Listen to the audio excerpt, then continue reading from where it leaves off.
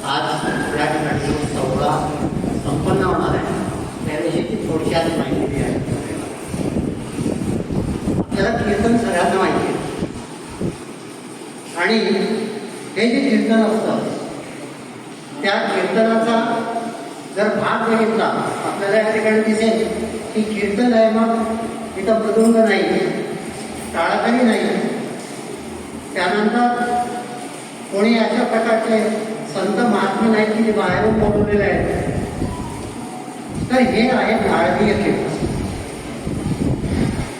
ज्या वेळेला आपण कीर्तनाचा पूर्वरंग उत्तरंग पाहतो तर त्यावेळेला आपल्याला त्या कीर्तनातून निश्चितच सर्वांमध्ये जो झालेला बोध आहे तो बोध ऐकायला मिळतो. पण ज्यांना आपण आद्य कीर्तनकार म्हणतो ते आद्य कीर्तनकार म्हणजे महर्षी नारद. महर्षी नारद म्हणजे कोणी साधे माणूस नव्हते किंवा ऋषी नव्हते. ब्रह्मदेवाचा 6वा अशा प्रकारचा मानसपुत्र म्हणून नारदांना ओळखलं जातं. आणि ही नारदीय गाणी पुढे वंश परंपराने चालत आली आणि तोच एक नारदीय कीर्तनाचा भाग म्हणून या ठिकाणी सादर करणार आहे सन्माननीय माहिती. परंतु त्याआधी कीर्तन म्हणजे काय हे आपल्याला समजून घेतलं पाहिजे. कीर्तन हा संस्कृत शब्द आहे आणि या संस्कृत शब्दाचा अर्थ होतो नामजप, नाम संकीर्तना, भगवंताचं जागरण. आणि भगवंताला एक प्रकारे आपली सेवा त्याच्या पायाशी अर्पण करणं म्हणजे खरं आपल्याला कीर्तन. मग हे जे कीर्तन आहे ते आज आपल्याला या ठिकाणी ऐकायला मिळणार. आता नारदीय कीर्तन म्हणजे काय तर नारदीय कीर्तनाचे एकूण 5 भाग आहेत. तसे मेन 3च भाग आहेत, परंतु नारदीय कीर्तनाचे खरे 5 भाग. पहिला भाग म्हणजे नमन. नमन म्हणजे काय की नमन म्हणजे खऱ्या अर्थानं नामजप करणं, भगवंताला वंदन करणं, हा पहिला भाग. दुसरा भाग आहे पूर्वरंग.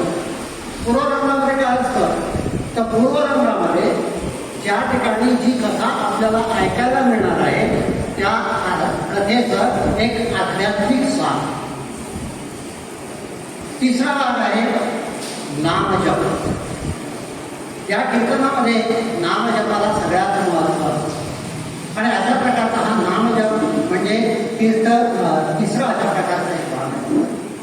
चौथा भाग आहे कथेचा उत्तररंग की ज्यामध्ये एक कथा घेतली जाते, त्या कथेतून लोकजागृती केली जाते आणि शेवटी एक कुठल्या तरी ज्या कथेचा जो आधार असतो तो आधार म्हणजे काय, ते तत्व म्हणजे काय, ते तत्व त्या ठिकाणी समजावलं जातं.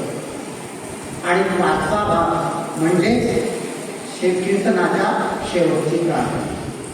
अशा प्रकारचा हा 5 भागामध्ये नारदीय कीर्तनाचा हा भाग त्या ठिकाणी.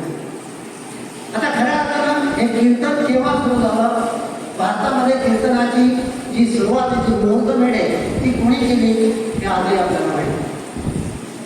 पश्चिम बंगालमध्ये एक संत होऊन गेले आणि त्यांचं नाव होतं चैतन्य ब्रह्मानंद. यांनी खऱ्या अर्थानं ही कीर्तनाची मुहूर्तमेढ केली आणि त्या दिवसापासून मग अगदी भागवत धर्माच्या जी पताका नामदेवांनी थेट पंजाबपर्यंत पोहोचवली तर तो जो कीर्तनाचा भाग आहे तो कीर्तनाचा भाग म्हणजे वारकरी संप्रदाय. भागवत धर्माचा प्रचार आणि प्रसार करणं यासाठी संत नामदेवाने ती पताका आपल्या हातावर घेतली आणि म्हणून आजही आपल्याला त्या ठिकाणी पंजाबमध्ये सुद्धा नामदेवांचे गुरु ग्रंथ साहेबांमध्ये अभंगाची रचना केलेली आहे, तो आहे भागवत. पण नारदीय कीर्तन हे त्यातून थोडंसं वेगळं आहे आणि त्यामुळे नारदीय कीर्तन आणि सांप्रदायिक कीर्तन या ठिकाणचा जो मेळ आहे तो मेळ खऱ्या अर्थानं दोघांमध्ये घातला जातो. आणि त्यामुळे नारदीय कीर्तन कसं असतं, नारदीय कीर्तनामध्ये एक पात्रीप्रयोग आहे.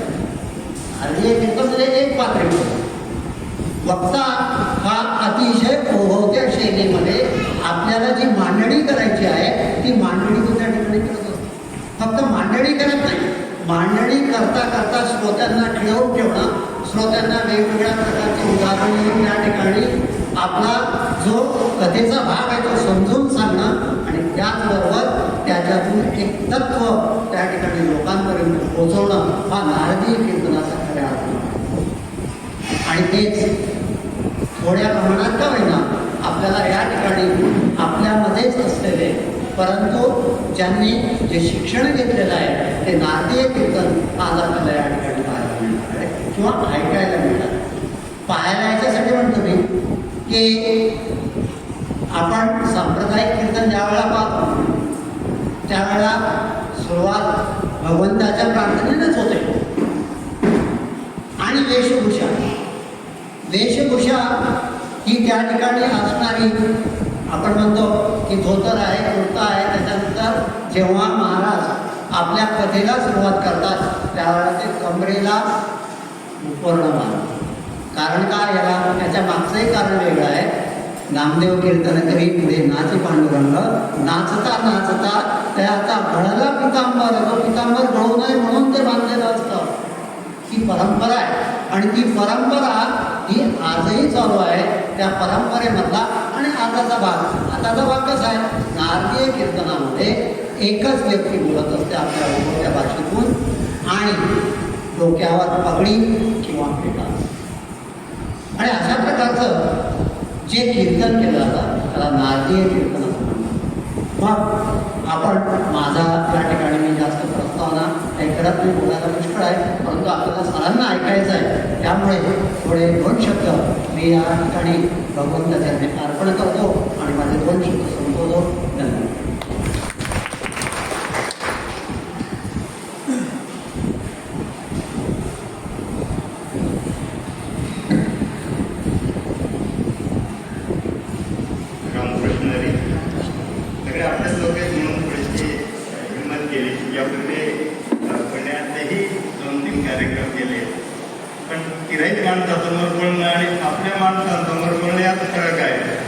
तिरहित माणसं कीर्तन म्हणजे काय संबंध आहे, तुला काय बोलायचं ते बोल.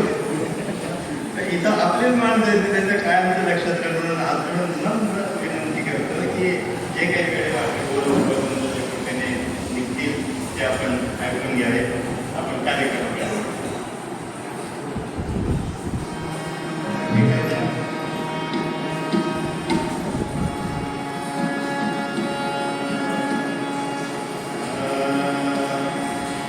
यदा लम्बोदरं हन्ति सदा मृत्युसम्भवम् तदा लम्बे दयालम्बं लम्बोदरपदाम्बुजं शारदा शारदाम्भोजवदना वदनाम्बुजे सर्वदा सर्वदास्माकं सन्निधिं प्रिया.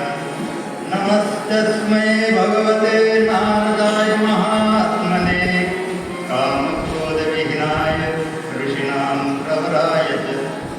गुरुर्ब्रह्मा गुरुर्विष्णु गुरुर्देवो महेश्वर गुरुसाक्षात् परब्रह्म तस्मै श्री गुरुवे नमः.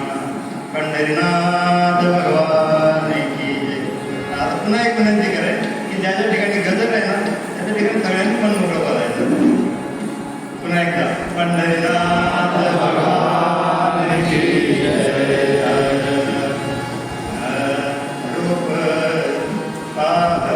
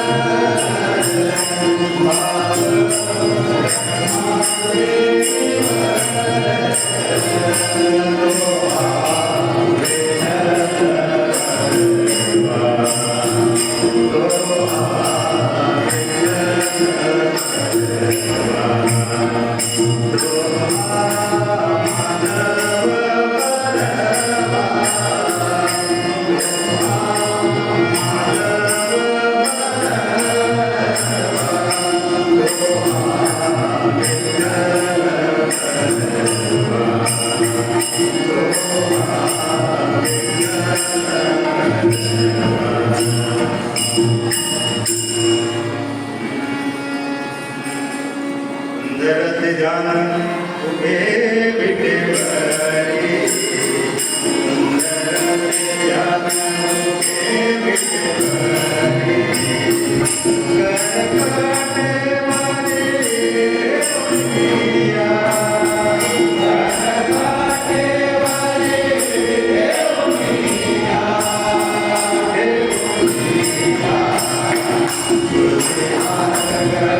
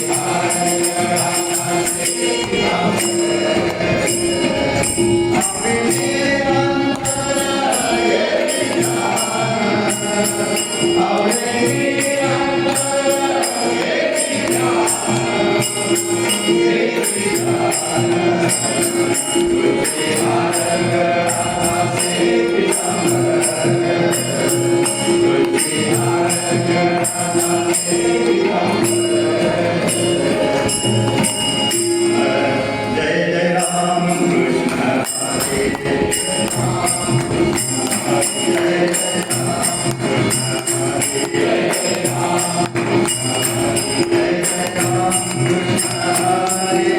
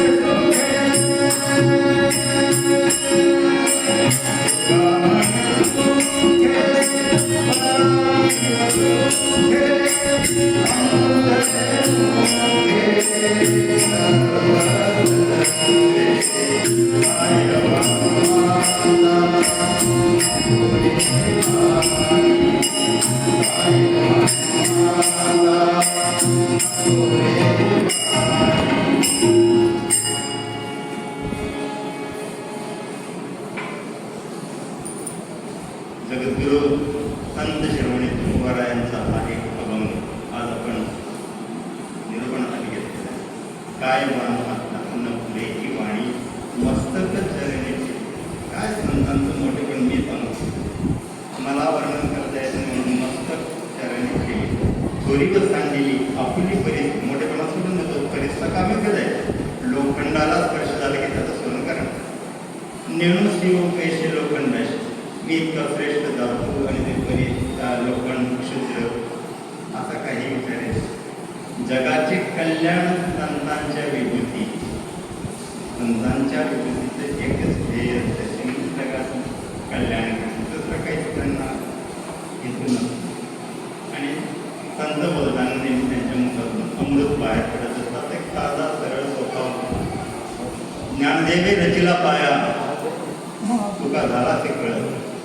भागवत धर्माचा कळस असलेले आणि जनसामान्यांबद्दल कळकळ असलेले संत तुकोबाराय 17व्या शतकातील सामाजिक प्रबोधनाची मुहूर्तमेढ रोवणारे सुधारक आणि साक्षात्कारी संत. साक्षात्कारी यासाठी की प्रत्यक्ष पांडुरंगांनी नामदेवरायासोबत येऊन आज्ञा केली की तुला अभंग लिहायचे आहे. त्यांना पुस्तक नव्हतं प्रकाशन करायचं. आणि ते जे अभंग लिहिणार त्याची गाथा तयार झाली आणि ती गाथा म्हणजे उपनिषद म्हणून ओळखलं जातं. तर जणू प्रभू रामचंद्रांनी सीतामाईच्या सुटकेसाठी उभारलेला 400 योजने प्रचंड सेतू काळाच्या ओघात नष्ट झाला.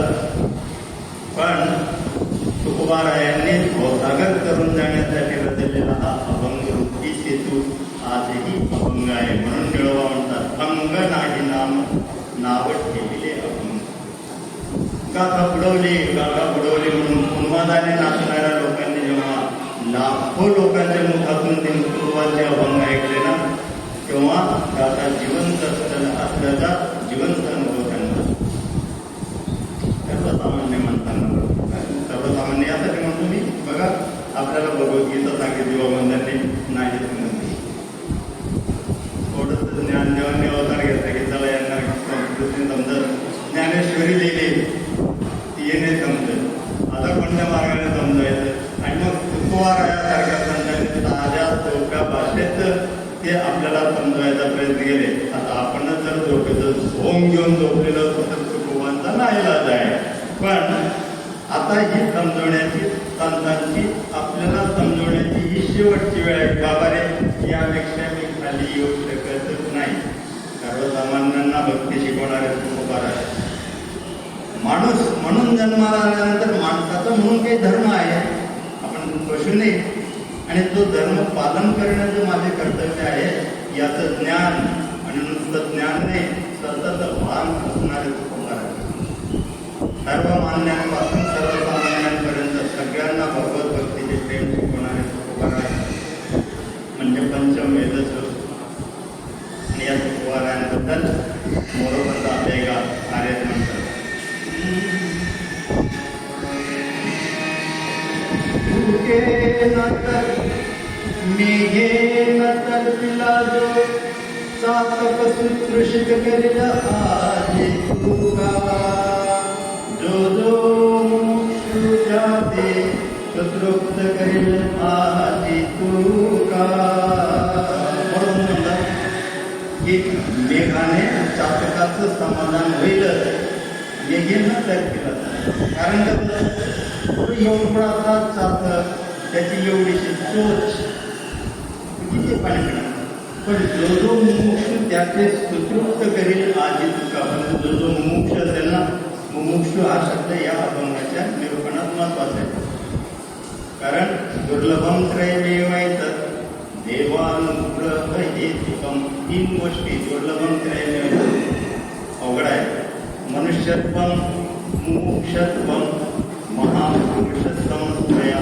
एक तर आधी दुर्लभ मनुष्य जन्म, तो प्राप्त झाला म्हणजे त्याच जन्मात आपण मोक्षाची तयारी करायला पाहिजे. नाही तर पुनरपी जननम पुनरपी मरणम पुनरपी जननी जठरे शयनम. आणि मग हे मुमुक्षत्व जर प्राप्त व्हायचं असेल, ही मुक्ती हे परब्रह्मापर्यंत जायचं असेल ना, तर मग मला महापुरुष संश्रय, मोठ्या पुरुषांचा आश्रय मिळाला पाहिजे, संतांच्याकडे गेलं पाहिजे. कारण जोपर्यंत आत्मज्ञान होत नाही तोपर्यंत माणसाने कितीही देवदेवताचे आंदोलन केलं, यजविहित वर्तन केलं, तरी माणसाला मुक्ती नाही. मग हे आत्मज्ञान कुठे मिळेल. आपण नचिकेता नाही की यमाच्या मागे मागे चालत जाऊ, त्याच्या नावानेच आपण घाबरतो, त्याच्या मागे चालत जाण्याला पडतो. त्यामुळे तो मार्ग समजा. दुसरे 2 मार्ग सांगितले संतांनी आपल्याला. एक तर जे काही समर्थ लोक असतील, दान नुसतं समर्थने दान असलं पाहिजे. जे का समर्थपणे उदार काजे अत्यंत दानशूर दयाचे नेहा ज्ञान विचार ते जलानवचे महाराज चक्रवर्ती झाले आहेत पुढेवती तरी सायुज्य मुक्ती कोणी देणार नाही दानवीर नाही देणार समर्थ नाही देणार महाराज चक्रवर्ती तुम्हाला सायुज्य मुक्ती आता बऱ्याच जणांना माहीत आहे ती समीपता स्वरूपता सलोपता आणि शेवटी सायुज्य मुक्ती प्राप्त होतो ही साहित्य मुक्ती पाहिजे असेल तर मग आत्मज्ञान पाहिजे मग आम्हाला मिळणारच नाही का आत्मज्ञान तुकोबा सांगतात हरी प्राप्तीचे उपाय करावे संतांचे ते पाय त्यांचे फायदा असताना हरी प्राप्ती आणि समर्थेचे म्हणतात की जे त्रैलोकी नाही दान ते करीती संत सज्जन तयाचे ते महिमान काय वर्णावे त्रिलोकात जे कोणी दान करू शकणार नाही ते संत सज्जन करतात परंतु तयाचे ते महिमान काय वर्णावे त्यांचं मोठेपण कसं वर्णन करू मी तुकोबांना पहिल्या चरणात तोच प्रश्न पडलाय म्हणून ते अभंगाची सुरुवात करतात काय आता न पुरे ही वाणी मस्तक चरणी केली सगळे जाणकार म्हणून आपण प्रत्येक चरणानुसार जातोय हा ते संतांचं कसं वर्णन करू माझी वाणी अपुरी पडते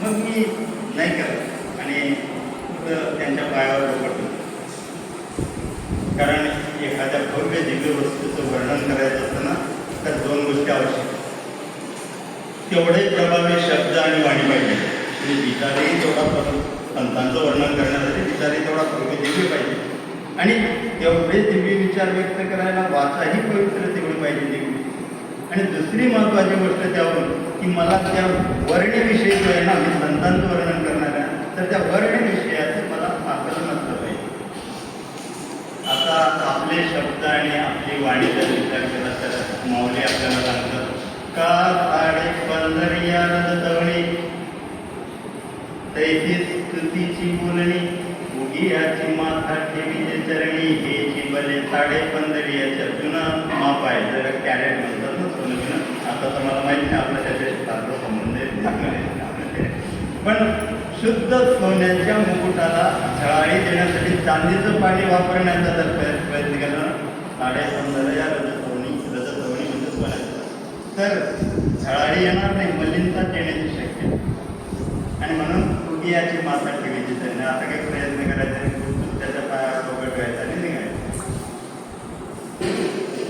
पण मग एखाद्या गोष्टीचं वर्णन आपल्या मतीला फेडणार नाही असं वाटतं म्हणून शांत बसावं आणि शांत बसण्याचा तुकोबांचा स्वभाव नव्हता प्रयत्न करत राहायचं आपल्याला तसंच सांगायचं असाध्याचे साध्य करीचे सायाचं कारण अभ्यासच चुका म्हणतो असाध्य गोष्टी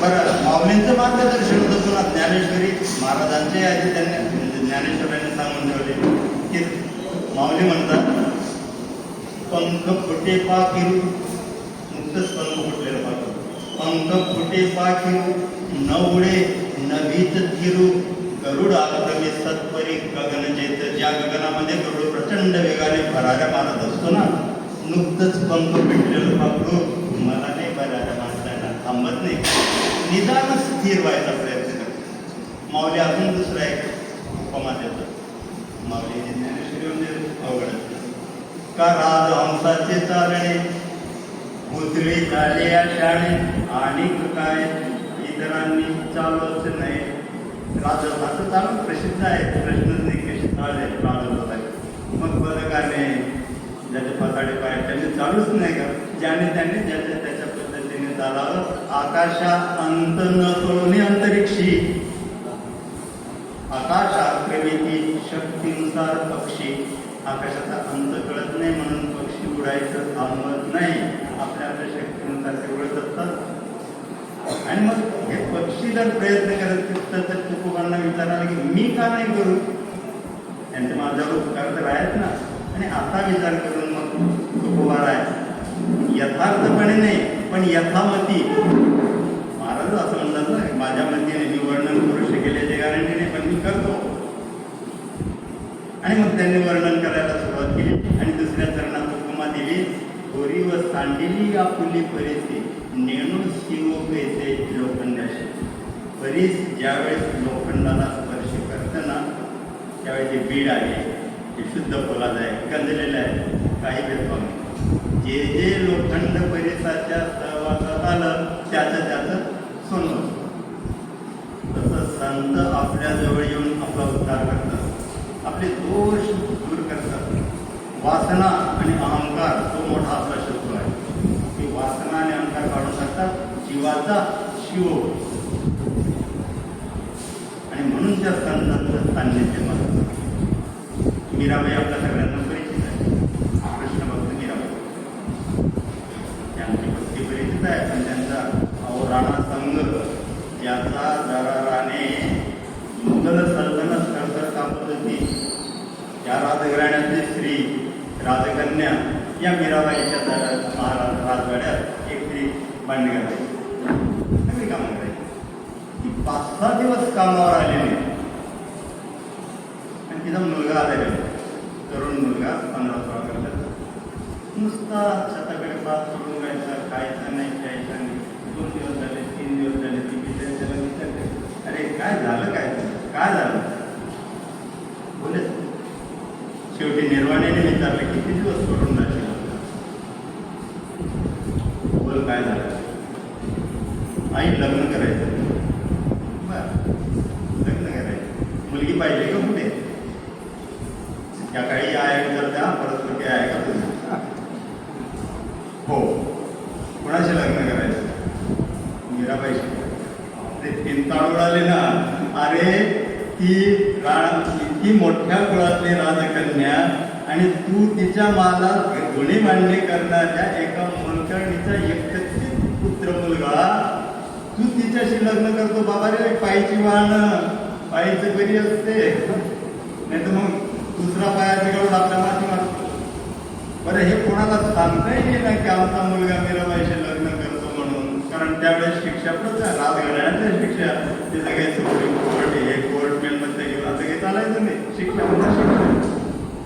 त्याला बाहेरही सांगता येईना, कामावरही जाता येईल, पण पोटाची आग किती दिवस शांत राहील. आणि म्हणून एक दिवस हिंमत करून गेली की राजवाड्यात. खाली मान घालून आपलं आपलं काम करायला लागले. मीराबाईंनी विचारलं, का गं आले नाही कामावर, किती दिवस. संत प्रजायचे दुसऱ्याचे असं चाललं की सोडत नाही. मुलगा जायचा पाहिजे. काय झालं, फळं देऊ, पैसे देऊ, राजविद्याला पाठवू का. नाही. अगं मग काय झालं ते तर सांगशील. आता तिला कसं सांगणार, प्रश्न आहे ना ते. नाही काय, अरे नाही सांग, असं कसं, मी तुला काही तर मदत करू शकेल ना. शेवटी खूप वारंवार सांगितल्यानंतर आधी मोलकरीण त्यांच्या पायाला बिलगली आणि आई साहेब बैद्या त्याला सांगते, हो अरे सांग नको, तो कावळा तुमच्याशी लग्न करायचं म्हणतो. चल मी तुझ्या घरी येतो. थोडी व सांडलेली आपली परिसे नेणूस घेऊ पैसे लोक विरात कन्या. मी कसं काय त्याच्या घरी जाऊ, मग काय घरी त्याच्यानं पडलेलं वर्ग पाहिजे. बारीक झालं तर 5-6 दिवस खाल्ले. का रे लग्न करायचं माझ्याशी. सुंबदळाला तरी पेंट चल राजवाड्यात. आजपासून माझ्या राजवाड्यात राहायचं. मी राहीन तसं राहायचं. मी जे जे करते ते करायचं. 1 महिना 2 महिन्यात बघू काय. चल, याला आनंद झाला. ताटून उठून बसला, निघाला की राजवाड्यात संतांच्या पाठोपाठ. आणि दुसऱ्या दिवसापासून संतांचं जीवन जगायला लागला. पाठी उठला, गारपाण्याने आंघोळ, मीराबाईंच्या भक्तीची पूजेची तयारी, तो देवारा साफ करणे, पूजेला फुलं आणून देणे. त्या भक्तिगीतं गायला लागले की त्यांच्या मागे मागे वेळ वाकलं म्हणा. हे महत्वाचं आहे आपल्या परंपरेचा. वारकरी संप्रदाय की पाठीमागे वेळ वाकलं म्हणायचा प्रयत्न करायचा. माझा स्वर चांगला नाही, बदलून मिळणार आहे कपडे. जो आहे ना त्याने दिलेला, आपली लायकी पाहून तो देतो, हे लक्षात घ्या. की आपल्याला किती प्रतिसाद होतो आपल्याला नाही. म्हणजे समजा आपल्याकडे लता मंगेशकरचाच करत तिला आपण कुठे मावणार नाही कुठे. त्यांनी आयुष्यभर लग्न नव्हते आणि आपल्याला कलाकाराचं वैभव दिसतं की आग्नेय दिसतं. अहो आल्बर्ट हॉलमध्ये 2 वाजेपर्यंत लग्नाचा कार्यक्रम झाल्यानंतर काळाचा कडकडाट चालू होता. 5 मिनिटं लता दिदींचं. लता दिदी मुक्कामाला गेल्या, आपल्या दैनात बरोबर होते.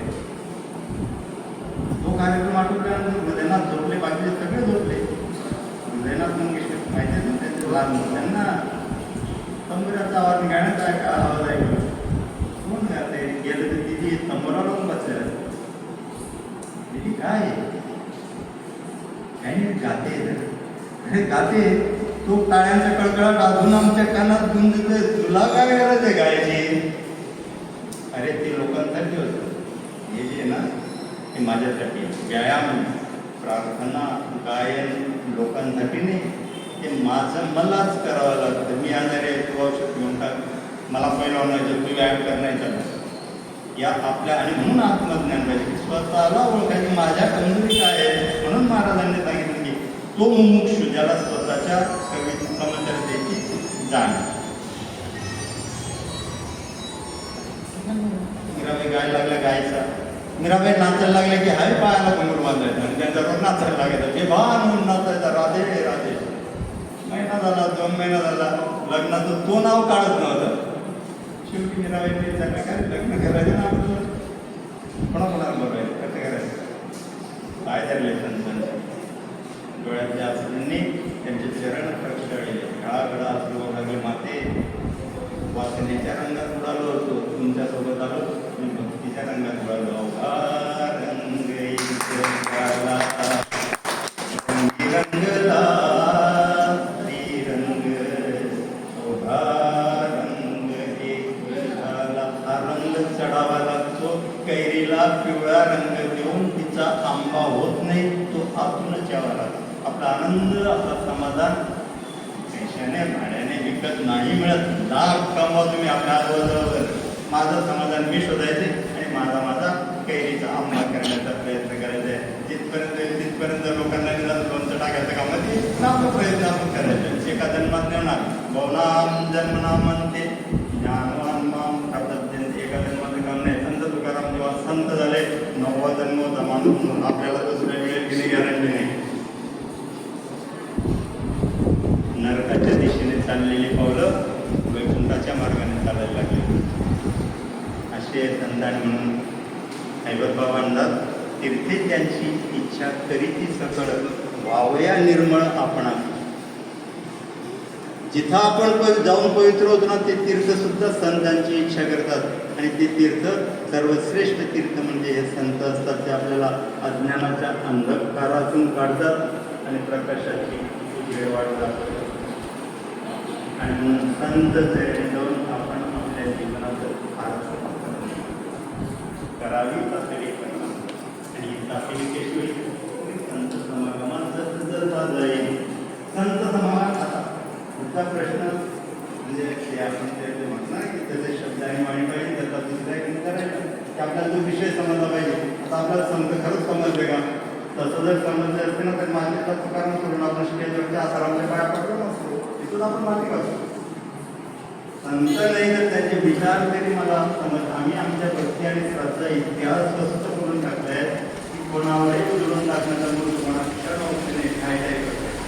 आणि मग त्यामुळे अमुक माझे ठेकेदार दुकान मानून बसते आणि ते सर्व अकृती इंजेक्शन करतात, आमच्या बिंदू टोचत आहेत. आणि आम्ही बुद्धीला दाखवा झाल्याप्रमाणे हे हिरव्या पांढऱ्या कपण्याच्या मागे जाते. तोपर्यंत सर्वसामान्य माणूस विवेक बुद्धीने वागत नाही, तोपर्यंत गोवाबाजी अंधश्रद्धा नष्ट होणार नाही. माझा उद्धार मीच करेन. खरे आत्मनात्मान आत्मान अवसाद आहे माझ्या स्वतःचं सांगितलं. आपण पण सांगणार आहे की आपण आत्मान माझे माझा उद्धार करायचा. दुसरं पण येऊन बाबा येऊन मला समाजाला घेऊन गोष्ट आहे.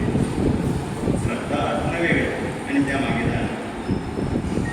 आणि म्हणून संत तऱ्हेने जावं आणि आपल्या आयुष्यात सार्थक करून घ्या. गरीब असताना आपली नेणूच पैसे लोक संत आपला मोठेपणा सोडतात, सर्वसामान्य माणसाजवळ जगाच्या कल्याणात. तिसरं सरण आहे जगाच्या कल्याणात संतांच्या विरुद्ध हे कष्टेवृत्ती परोपकार आहे. संत स्वतःचा नाही विचार करत, माझ्या जातीचाही नाही, माझ्या गावाचा नाही, माझ्या देशाचा नाही, संपूर्ण जगात. अहो 12-13 वर्षाचा नारायण स्वतः आईने विचारलं काय करतो? आई चिंता करतो विश्वाची. विश्वाचे चिन्ह. आणि आमच्या माऊलींनी मागावं काय, आता विश्वात्मके देवे. त्याच्या पुढे नंतरच्या चरणामध्ये जो जे वांछील तो ते लाव, दुष्टांचा नाही नाश, ते फळांची व्यंकटे चालू. हा फरक आहे देवामध्ये आणि संतांमध्ये. देव दुष्टांचं निर्दालनच करतात, संत फक्त त्याचा दुष्टपणा काढून टाकतात. आणि म्हणून कधी कधी संतापेक्षा देवापेक्षा आपल्याला संत जवळते. देव विचार नाही करत, चक्र नरसिंह अवतार खलास करतात. आणि म्हणून संत हे सगळ्यात श्रेष्ठ संत आहेत, त्यांचे आपण पायाशी लागावं, निदान त्यांचे वर्णन ऐकावं, सांगावं, एक तरी पूर्वी अनुभवावी असं सांगितले ज्ञान नामदेवांनी त्या ज्ञानेश्वरीबद्दल. आपण स्वतःला फक्त एकच प्रश्न विचारून पाहूया. तुम्ही मला म्हणजे तुमचा नाही बोलू शकतो, पण माझ्या घरात ज्ञानेश्वरी आहे का? माझ्या घरात गीता आहे का? ती नुसती गुंडाळलेली आहे का? अहो एक एक एक एक बघा, मी काही गोष्टी बडाई म्हणून पण सांगायला पाहिजे. अतो वा प्राप्तीचे स्वर्गम चित्तावा जितवा मोक्षाची माहिती. अरे मेला ना तर स्वर्ग मिळेल आणि जिंकला तर राज्य मिळेल. तस्मात उद्दिष्ट कमते युद्धात उठ. आता काल आमच्या महापुरुषांनी पंढरपूरमध्ये पांडुरंग शास्त्र्यांनी खूप सुंदर अर्थ सांगितला, मी कधीच ऐकलेला. Expect the worst and hope the best अशी इंग्रजीत म्हणे, की आम्ही खूप वेळ सांगायचो. कोणतंही काम करताना सगळ्यात वाईट होईल अशी अपेक्षा करा. Expect the worst and hope the best, आणि आशा करा की चांगलं होईल. भगवंताने आधी त्याला हेच सांगितलं की युद्ध करता करता होईल काय, होऊन मरशिलच ना, म्हणून आधी सांगून दिलं हत्वा प्राप्तीचे स्वर्गम. ते काही नुकसान नाही होणार, जितवा मोक्षाची माहिती. एक एक ओव्हर एक एक वर्ष निघून जातो आपल्यासारख्याचा समजत समजत आपण त्या महासागरात तिथे जाण्याचा प्रयत्नच करत नाही. एक श्लोक, एक गीता विधान महिन्यातून आठवड्यातून मी वाचेन, माझ्या मुलाला वाचायला सांगितलं. ठीक आहे ना, इंग्रजी शिकवा, त्याबद्दल वादच नाही. मी स्वतः 35 वर्षे इंग्रजी शिकवत होतो. आजही माझं स्पष्ट मत आहे की इंग्रजी भाषा शिकण्यासाठी 4 महिने पुरेसे.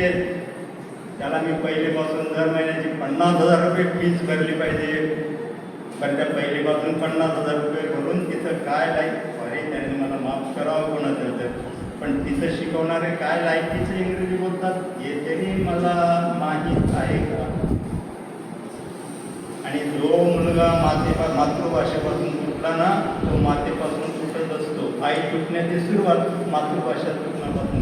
म्हणून माझ्या मातृभाषेपासून आणि आजही UPSC जर सरकार पाहिला तर ज्यांनी मातृभाषेतून शिक्षण घेतले 4वीपर्यंत त्यांनाच त्या रँक मिळालेल्या आहे.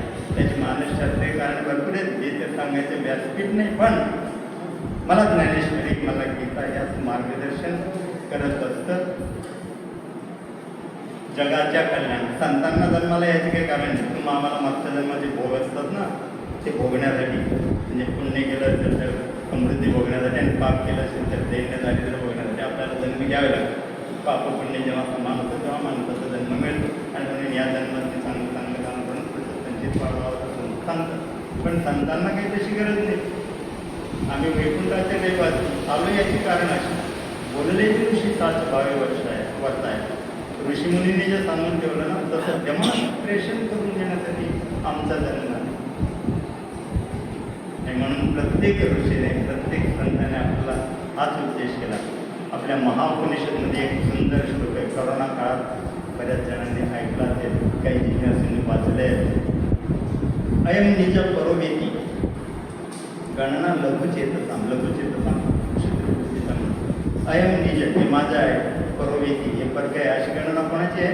अयम निज परोवेती गणना लघुचेतसाम उदार चरितानंतू वसुदैव कुटुंब.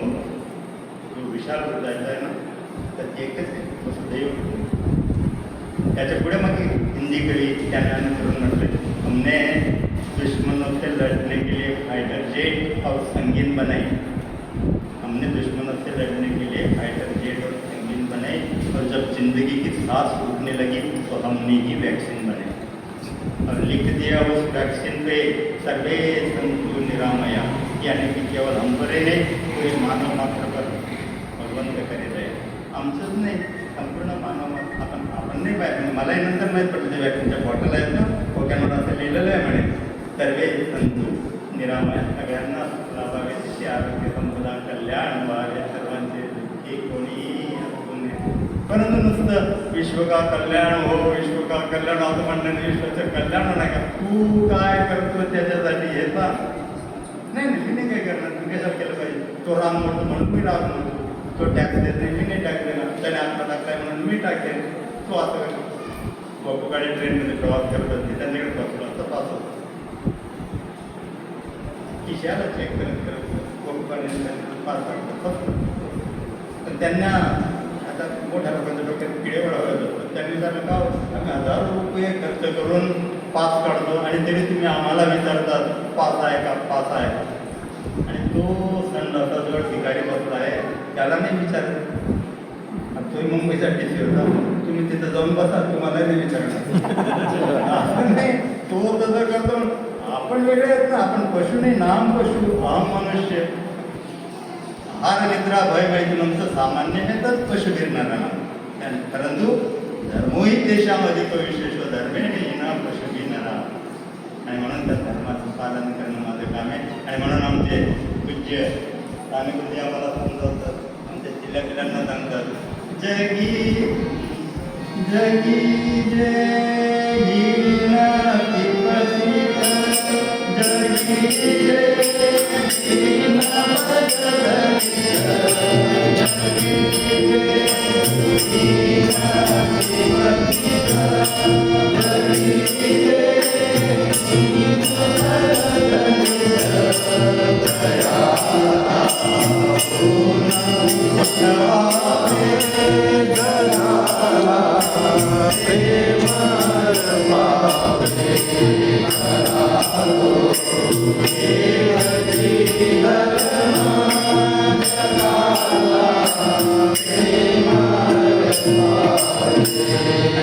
संतांचं वैशिष्ट्य आहे की जगाच्या संतांच्या विभूती जगाचं कल्याण करण्यासाठी ते जन्माला आले. अजून एक पुढचा गुण सांगितला आहे, बुद्धांची दया हे भांडवल संत आपुली या देहा नाही म्हणा. जनावरांना म्हणजे भूतांची प्राण्यांवर प्रेम, आधी हे मानवांवर प्रेम झालं, त्यांच्यासाठी वॅक्सिन बनवल्या, त्यांना वाचवण्याचा प्रयत्न केला. प्राण्यांवर का नाही? तर भूतांची दया हे भांडवल प्राण्यांवरही दया करायची. आणि मग काशीहून आणलेली कावड रामेश्वरला नेण्यासाठी एकनाथ महाराजांनी तडफडणाऱ्या गाढवाच्या तोंडात आणि त्याला जीव दिला. भाकर घेऊन धावत असलेल्या कुत्र्याच्या पाठीमागे नामदेव राय लागले की अरे पोटात दुखेल तुझ्या, ती तुपाची वाटी तूप पण खा ना. ही भूतांची दया. जे जे भेटे भूत ते ते मानी जे भगवंत, हाची भक्ती येऊन निश्चितच माझा जाणार. मौलीने सांगितलं की जे जे भेटे भूत ते त्याच्या पुढे जाऊन आपल्या संतांनी सांगितले की आजकाल निर्जीव वस्तूंमध्ये सुद्धा रेणूचा जर विचार केला तर भगवंत आहे. प्रल्हादाने तेच सांगितलं होतं. प्रल्हाद माहिती सगळ्यांना.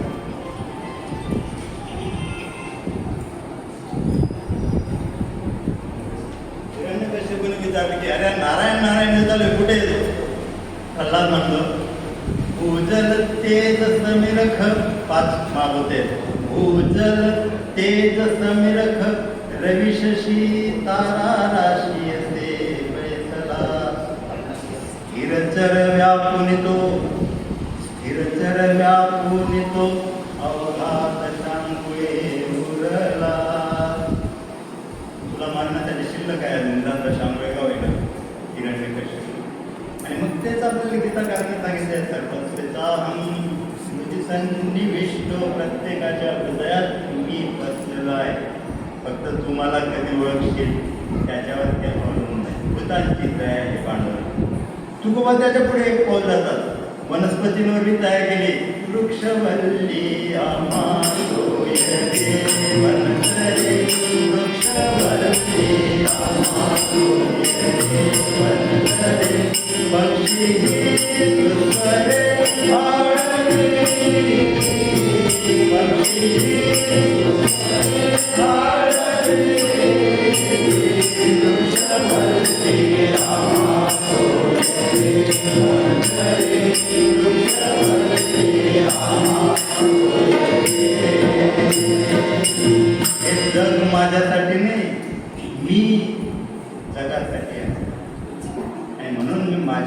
परीने जेवढं होईल ना तेवढं त्या जगाचं नाही माहिती होतं ना खारुताईला आपण काही सेतू बांधायला फार मदत करू शकणार नाही केली तिने मदत. अहो मावळणारा सूर्य जेव्हा विचारतो एक इंग्रजी कवितेत लिखली की तर चाललं आता माझं काम कोण सांभाळेल, सगळे दिवे बिवे बंद झाले तर कोणी बोला नाही मी शिकवणती पुढे आली की जा देवा तू मी माझ्या परीने प्रयत्न करत असतो. आपल्या परीने प्रयत्न करत असतो. आणि संत जेव्हा जगाचं कल्याण करत असतात तेव्हा आपलं दुःख याचं काहीही विचार करत नाही. आपली पत्नी, आपलं घरदार, आपल्या बाकी सगळ्या तुम्ही सगळे जाणकार आहात सगळ्या संतांनी काय काय केलं ते आपल्याला माहिती. तर या स्वार्थाचा किंचितही विचार न करता हे संत लोकांसाठी झटत असतात. तर गुरु शंकराचार्य कन्याकुमारीपासून तर काशीपर्यंत त्या काळात पायी पायी एकदा नव्हे दोनदा फिरले. पुन्हा लोकांनी किती छळ केल्यानंतर की त्यांच्या आईची प्रेत यात्रेला सुद्धा 4 लोक आले आणि आईचे 3 तुकडे केले आणि एक एक तुकडा उचलून दिला. अशा लोकांसाठी आपल्या सनातन धर्माची स्थापना करण्यासाठी एक ठिकाणी पीठ स्थापन करून नामदेवरायांनी आपल्या संतांनी सांगितलं की भागवत धर्माची पताका पंजाबपर्यंत नेली. अहो समर्थांनी आपल्या शारीरिक वृद्धीसाठी ठिकठिकाणी मारुतीची मंदिर बांधली आणि मानसिक वृद्धीसाठी मनाचे श्लोक लिहिले. एसी कोचमधून तीर्थयात्रा करणाऱ्या आपल्याला या कष्टांची कल्पना येणार नाही. आम्ही तीर्थयात्रेला पहिला विचार गरम पाणी मिळेल का, जेवण किती वेळ जातं. देह कष्टविधी परोपकार. हा देह कष्टवण्यासाठी क्षेत्र देवाला सांगितलं की एक साधन आहे माझं. आणि ज्यावेळेस जगाचं कल्याण करायचं असताना भगवंताला तेव्हा संत जन्माला येतो. ईश्वर शक्ती संतांच्या माध्यमातूनच कार्य करत असते. साधी विद्युत शक्ती आता पंख्याच्या माध्यमातून कार्य करते, नाही ते लाईटच्या माध्यमातून कार्य करते. नुसती विद्युत शक्ती काय समजणार आहे तोपर्यंत त्याला मीन मिळत नाही, साध्य मिळत नाही, साधन मिळत नाही, तोपर्यंत नाही शक्ती. आणि ईश्वर शक्ती आपल्यापर्यंत पोहोचण्यासाठीचं साधन म्हणजे हे संत आहे. आणि म्हणून या संतांच्या मार्गाने आपण चालावं. शेवटच्या चरणात तुकोबा म्हणतात, तुका म्हणे सुखे बरावी या सुखे अमृत हे मुक्तेच कवच. संतांच्या मुखातून सतत अमृतच वर्षावं. तुम्ही कसेही वागा. अहो आपल्या बोलण्याने ते दुर्जनांना आपल्याशी करतात. त्यांच्या बोलण्यात आग्रह नाही, अनुग्रह असतो तो आपल्यासाठी आपल्याला लक्षात येतो. आणि षटरिपूंवर मात करायची असेल तर आम्हाला संतांनाच शरण जावं लागेल. कारण कनक, कांता आणि कामिनी यांचा मोह त्यांची मती विचलित करत नाही. आणि म्हणून अशा संतांच्या मुखातून सतत अमृतासारखी वचनं बाहेर पडतात. झाडाला दगड मारणारा असला तरी त्याला फळ मिळतं आणि पाणी घालणारा गेला तरी त्याला फळ मिळतं. संतांची वृत्ती अशी असते की तुम्ही त्यांची सेवा करायला गेलात ना तरी ते तुमच्यावर उपकारच करतील. आणि त्यांना त्रास द्यायला जरी गेलात तरी ते तुमच्यावर उपकारच करतील. आणि म्हणून असं म्हटलं एका अभंगात, संत चरण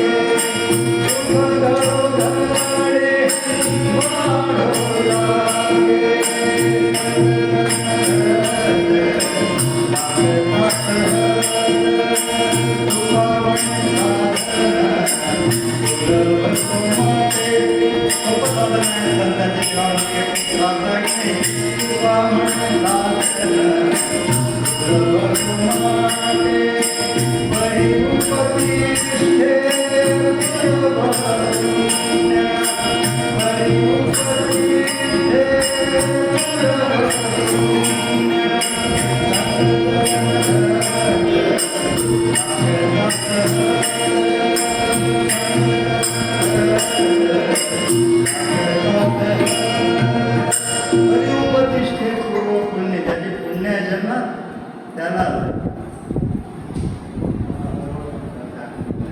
सर्व सुखाच्या ज्याचा पुण्य असेल त्यालाच भगवंताचं नाम आवडत असतं पण त्या लोकांना आवडत नाही. तुका म्हणे संत सेवा माझ्या पूर्वजांचा ठेवा. हा ठेवा आपल्याला मिळालेला असतो तो आपण जतन केलं पाहिजे. तुमचं वागणं ते लक्षात ठेवत नाही. अहो यवन अंगावर अंकाला प्रसाद देऊन मुक्त केला. सगळ्यांना माहिती की एक यवन त्यांच्या अंगावर इतक्या एकनाथ म्हणजे प्रेम सौजन्याचं प्रतीकच. एकदा परस्थ ब्राह्मण पैठणला मुलीच्या लग्नामध्ये झाले 200 रुपये पाहिजे. त्या काळात 200 रुपये. आता आपल्याला 200 रुपये मुलीच्या लग्नाला काय. मग आपण त्या पैठणच्या सदन ब्राह्मणांकडे मागावी मदत म्हणून ते पैठणला आले. आणि कोणकोणते ब्राह्मण सदन आहेत, कोण आपल्याला मदत करेल त्याच्याकडे जावं म्हणून त्या 1-2-4 पोरं होते त्यांच्याजवळ जाऊन अरे कोण मला मदत करू शकेल. आता तो होता कुचाळ कंकू. कारण संतांना स्तुती परत करणाऱ्यांपेक्षा टिंगल करणाऱ्यांची संख्या भरपूर असते.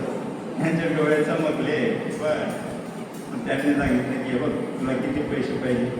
200 रुपये. आम्ही तुला 200 रुपये देतो. एवढा त्याग व्यवस्था. पण इथे एकनाथ नावाचा एक ब्राह्मण आहे तो कधी चिडत नाही. तू त्याला चिडून नको. संताप एकनाथाने संताप केला तुझ्यावर की आम्ही तुला 200 रुपये देऊ. काही घरोघरी फिरण्याची गरज नाही. परक्या गावातला ब्राह्मण त्याला सोपा आहे हा मार्ग. कशाला घरोघरी जायला पाहिजे. पायात चप्पल घातले आणि चप्पलांसहित नाथांच्या घरात नव्हे देवघरात नाथ पूजा करत होते त्यांच्या मांडीवर पत्कल मारून बसला. पूजेचे गंध अक्षता पाणी सगळं खाणलं गेलं. नाथ चिडले नाही. शांतीब्रह्म म्हणतात ना त्यांनी जरा बसायला एक पाठ दिला.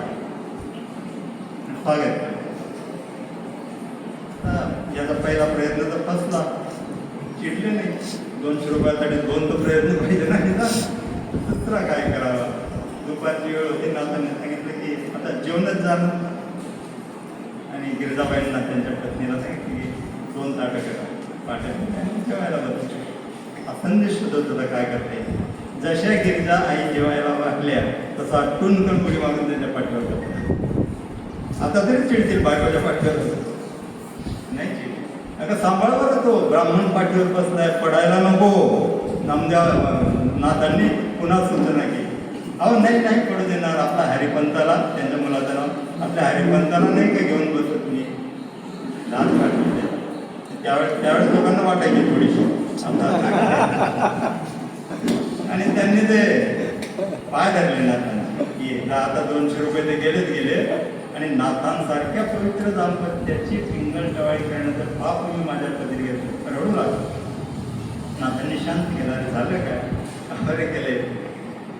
नाही असं मला सांगितलं नाही. ते नको सांगू. पुढे सांगितलं काय केलं. मला पैशांची गरज. किती पैसे पाहिजे. 200. त्या नाथ संत म्हणजे असे दलिंदर होते आता नाही. त्यांनी काढून दिले 200 रुपये त्याला आणि आनंदाने जाऊ. असे संत अपकार करणाऱ्यावर सुद्धा उपकार करत असतात. तुम्ही आम्ही जर त्यांच्या मागे गेलो बघा. विष्णुपंत सबनीचं तुकाराम महाराजांचा विष्णुपंत सबनी त्यांनी 2 वर्ष तुकाराम केला. त्यावेळेस व्हॅनिटीची इतकी सोय नव्हती की सगळं हिरो लोकांना जागेवर येऊन मिळेल. त्यांना काय जातं चहा. आपल्यासारखी तलपी असते ती करून कशाला फरक पडली चहा घालतो प्रॅक्टिस लावायचं. पण ते सगळा मेकअप काढून चंदन माळा पगडी सगळा मेकअप काढून पुन्हा चहा प्यायला द्या आणि परत या. त्रास होणार होता. तसेच निघाले विथ युनिफॉर्म. अहो 2-4 वारकरी लागले की पायाला. 4-5 वारकऱ्यांनी नमस्कार केला. घरा भेटलो त्यांच्या पायावर येऊन पडू लागले. अगदी त्यांनी विचार केला की एवढं वर्ष हिरो म्हणून काम करते कोणी माझ्या पाया पडायला तयार नाही. उलट हिरो लांब राहतात घरात त्याला सांगण्यात. आणि आता इतके लोक पाया पडतात. त्या दिवसापासून मृत्यूपर्यंत त्यांनी तो ड्रेस अंगावरून नाही उतरवला. चित्रपट खूप चालला त्या काळात, चालला तर मानधन मिळायचं, खोट्या त्याच्या गोष्टी नव्हत्या. ते दिग्दर्शन केले पैसे द्यायला, अंत हे तुमचं मानधन. आणि त्यांना म्हटलं अरे घ्या घ्या, कमी वाटत असतील म्हणून सांगितलं. दुप्पट आणले, तुमचे 5,000 ठरले तर 10,000 देतं घ्या. अहो नको, किती असलं तरी नको. त्याचं काम करते मी त्याला शिवरायांनी भरून सोन्याच्या मोहरा पाठवल्या होत्या, ते त्यांनी परत करून दिलंय. तुमचे धन आम्हा मृत्तिके समान, ही आम्हाला माती आहे बघा. विष्णुपंत सबनीसांनी घेतलं नाही. एकच इच्छा व्यक्त केली मृत्यू समय की माझा मृत्यू झाल्यावर 4 मिळाले तरी जातील, 8 करी आणि 12 करी आणा आणि मला रामकृष्ण हरी करत कीर्तन मला. 2 वर्ष जर का हा विचार घेऊन माणूस जगला तर इतका पवित्र होऊ शकतो. व्यस्त असतो, जमत नाही, फालतू कारण येतात आपली बोलायला. आपण ना खरंच इतके व्यस्त असतो का जितकं आपण दाखवत असतो तर नक्कीच नसतो. म्हणजे इव्हन आदित्य बिर्लांकडे अशी पद्धत आहे की रात्रीचे 8 वाजले ना तर ते सगळे मोबाईल जमा करून घेतात. 10 वाजेपर्यंत ते मोबाईल बंदच असतात. आम्हाला 5 मिनिटं नाही सहन होत. आपल्याकडे फॅक्टरी नाही, आपल्याकडे मजूर नाही, आपल्याकडे कार्यक्रम नाही, काय नाही बाबा. आपल्याला कोण नेतात त्या रिटायर झाला आपलं कोणीच विचारत नाही आणि आपलं काहीतरी लावून घ्यावं. आणि पण नंतर गीता वाचन हे खोटे. आधी शिकलेलं होतं तरच, नाही तर मग रामरामही म्हणता येत नाही, रामराम ऐकू येतं आणि मग देव लावतच राहतो. तर अशा संतांची मती सांगणं आपल्यासाठी खूप अवघड आहे. या भूमीवरचे ते चालते बोलते देवच आहेत, त्यांना आपण वंदन करूया, त्यांचा एकदा जयघोष करूया. ज्यांच्या पुण्यतिथीनिमित्त आज जमलं त्यांचा एक अभंग गाऊया. आमची मंडळी आहे ते आम्हाला मदत करेल. आणि मग आपण सरांनी सांगितल्याप्रमाणे एक संत सामान्य पंथ एक 15 मिनिटाचं आख्यान आहे. जर तुम्हाला कंटाळा आला नसेल तर आला असेल तरी नाही आला, त्याशिवाय आपण जेव्हा बसणार. तर आपण एक अभंग म्हणूया आणि मग पुढे जाऊया.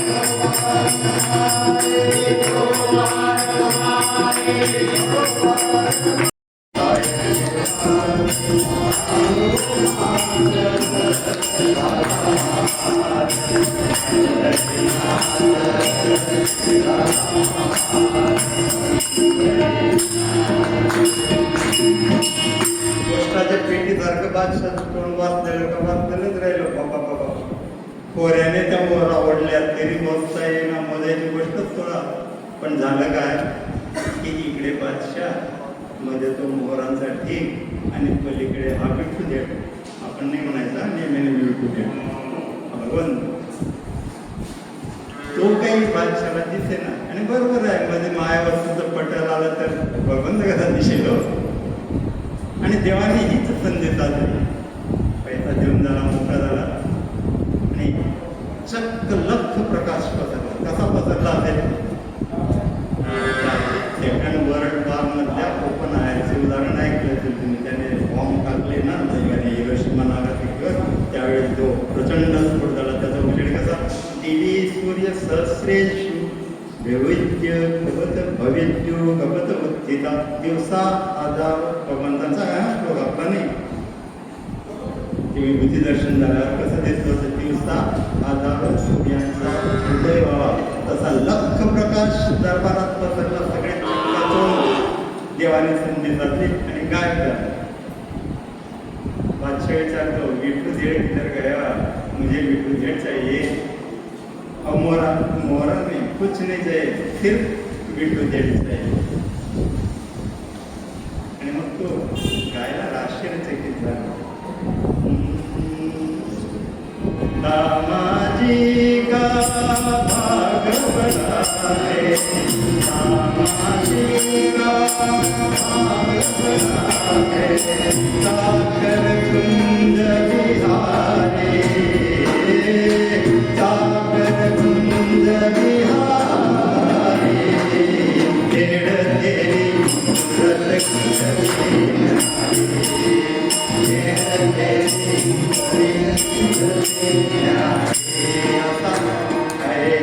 देड़ कभी नहीं देखा, ऐसा देड़ कभी नहीं देखा, इतनी उम्र हमारी, तेड़ तेरी सूरत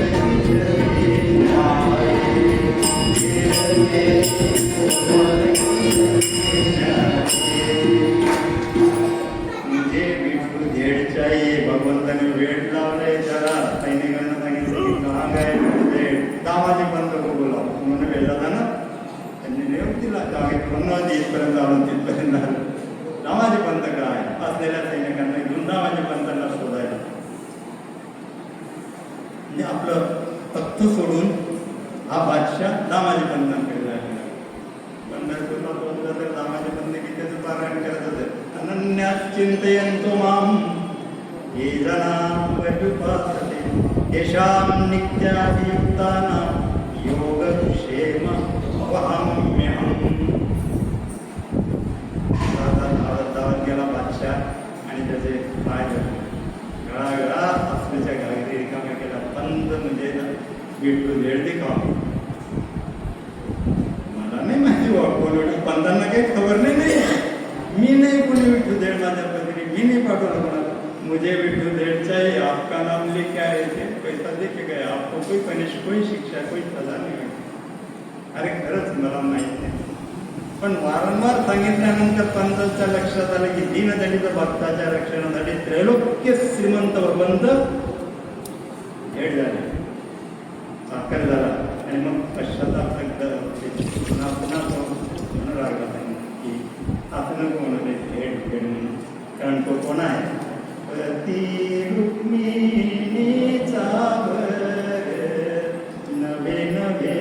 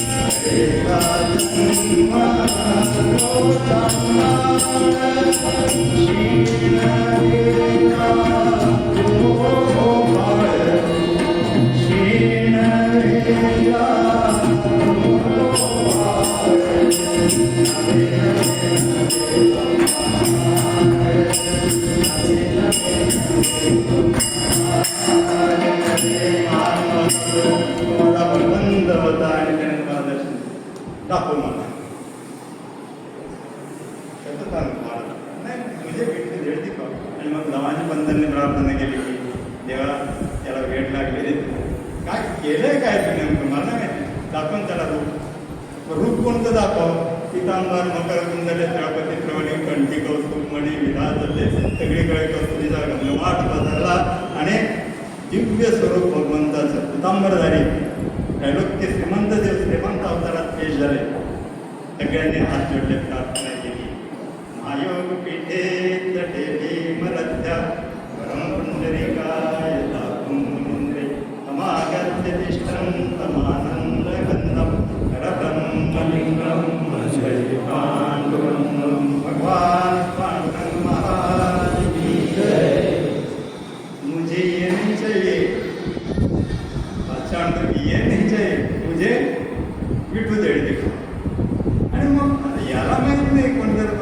आणि मग त्याने पुन्हा म्हणजे की देवा त्याला तसा ते तसा ते आणि मग ते विठू देड जरूर घेतलं त्याने हात जोडले आणि मग हा विठू देड तो विटेवरचा पितांबरधारी पांडुरंग आणि दामाजी पंत एकच आहेत याचा त्याला साक्षात्कार झाला आणि याच्या कृपेमुळे आपल्याला भगवंताचं दर्शन मिळतं या त्रैलोक्याच्या मालकाचं दर्शन मिळतं त्याचं पुन्हा पुन्हा आभार मानले पंतांची कृपा महान मूळ श्लोकात म्हटले दुर्लभम त्रैविवैत देवानुग्रह केवलम तीन गोष्टी दुर्लभ आहेत मनुष्यत्व मनुष्यत्व महापुरुषत्व महापुरुषांचा संत घेण्याचा अंगात धरण्याचा प्रयत्न करूया त्यांचे विचार करण्याचा प्रयत्न करूया वैकुंठात बसलेले तुकाराम महाराज आपलं पाहत आहे भैरवीचा सुरात म्हणतात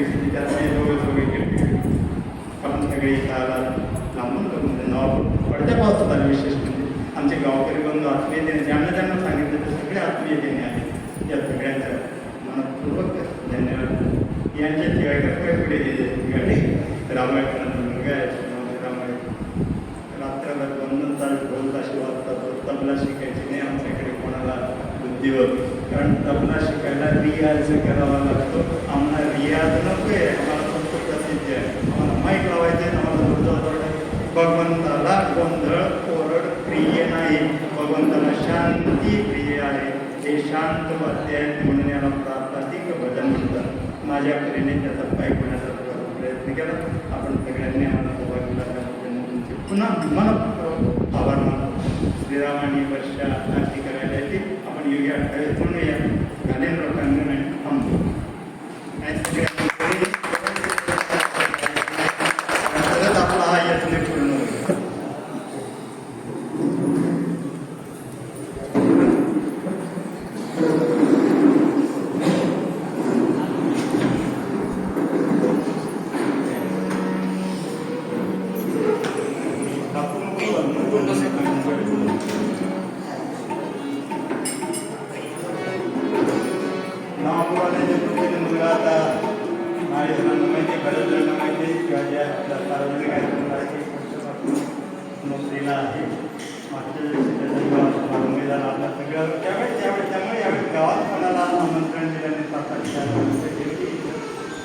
साहित्य मंडळी सगळ्यांनी आपल्या युगे